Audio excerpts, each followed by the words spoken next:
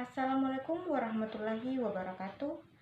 Halo teman-teman, perkenalkan nama saya Nurul Nabil Haryanto dari kelas 11 IPA 1. Adapun tokoh yang ingin saya perankan atau yang ingin saya ceritakan yaitu Muhammad Yamin. Muhammad Yamin lahir pada tanggal 24 Agustus 1903 di Sawah Lunto, Sumatera Barat. Muhammad Yamin merupakan pahlawan nasional, budayawan, dan aktivis hukum terkenal di Indonesia.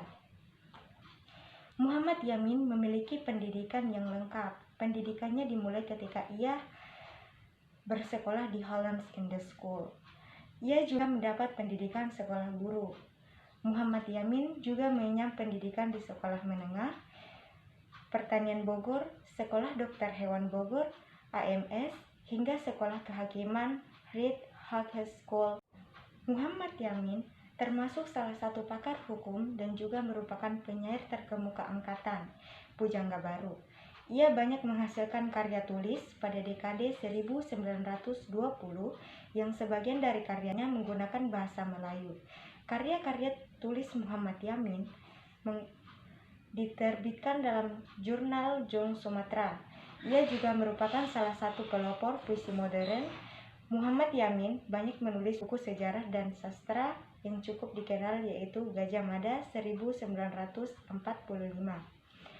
Sejarah Peperangan Diponegoro, Tan Malaka 1945, Tanah Air 1922, Indonesia Tumpah Darah 1928, Ken Arok dan Ken Dedes 1934, Revolusi Amerika 1951.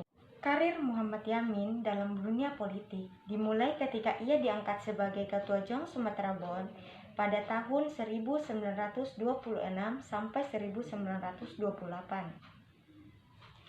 Setelah itu, pada tahun 1931, ia bergabung ke Partai Indonesia, tetapi partai tersebut dibubarkan.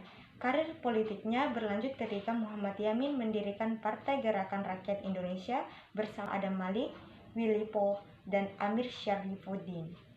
Kemudian, Muhammad Yamin juga merupakan anggota BPUPKI dan anggota Panitia 9 di mana akhirnya berhasil merumuskan Piagam Jakarta.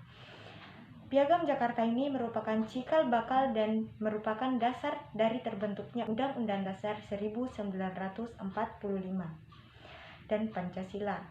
Tercatat, Muhammad Yamin juga pernah diangkat sebagai anggota Komite Nasional Indonesia Pusat atau yang disebut dengan KNIP. Setelah Indonesia merdeka, Muhammad Yamin banyak duduk di jabatan penting negara. Di antaranya adalah menjadi anggota DPR sejak tahun 1950, Menteri Kehakiman 1951 hingga 1952, Menteri Pengajaran, Pendidikan dan Kebudayaan 1953 hingga 1955, Menteri Urusan Sosial dan Budaya 1959 hingga 1960, Ketua Dewan Perancang Nasional 1962, dan Ketua Dewan Pengawas IKBN antara 1961 hingga 1962. Muhammad Yamin meninggal pada tanggal 17 Oktober 1962. Ia wafat di Jakarta dan dimakamkan di Desa Talawi. Muhammad Yamin memiliki seorang ayah bernama Usman Baginda Khatib dan ibunya bernama Siti Saadah. Beliau merupakan orang yang gigih dalam menuntut ilmu, bahkan pendidikannya bisa dibilang lengkap. Pada sekitar tahun 1920, Muhammad Yamin memulai karirnya di bidang sastra dengan menjadi seorang penulis. Sebuah karya pertama yang ditulis beliau menggunakan bahasa Melayu dalam jurnal Jong Sumatera.